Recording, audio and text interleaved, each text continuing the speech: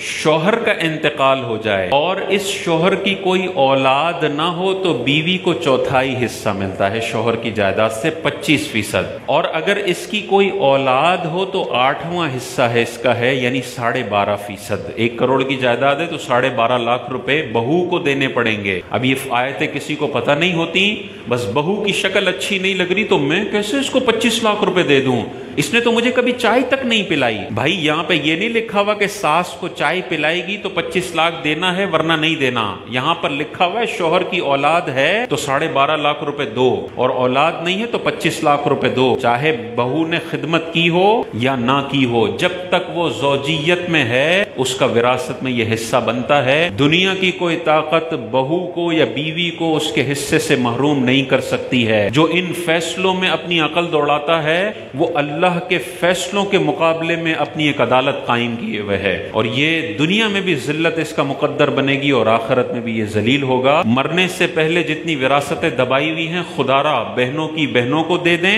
بہوؤں کی بہوؤں کو دے دیں۔ ابا جی نے اگر اپنے بیٹے کی بیوی کی وراثتیں دبائی ہوئی ہیں خدا را دے دیں، وہ جتنی بھی بدتمیز تھی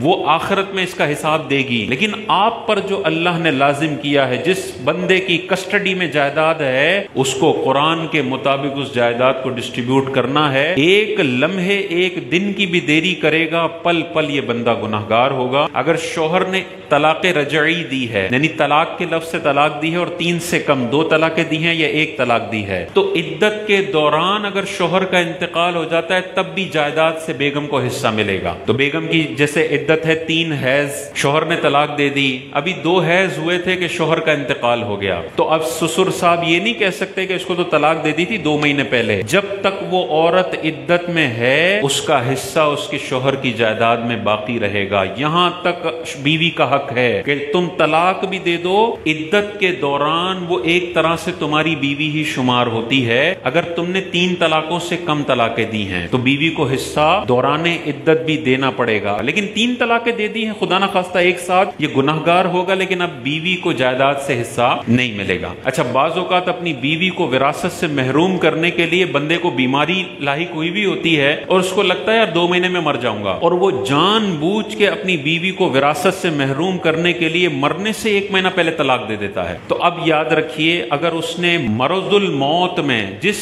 مرض میں اس کی موت واقع ہوئی ہے، اس میں اگر یہ اپنی بیوی کو طلاق دیتا ہے تو چاہے 3 طلاقیں دے دے چاہے طلاق بائن دے دے، جب تک عدت کا دورانیہ چلتا رہے گا اس کو وراثت میں سے حصہ ملے گا۔ عدت ختم ہو جاتی ہے، اب اس بیوی کا کوئی حصہ نہیں ہے، اب یہ بیوی نہیں ہے، اب یہ اجنبی ہے۔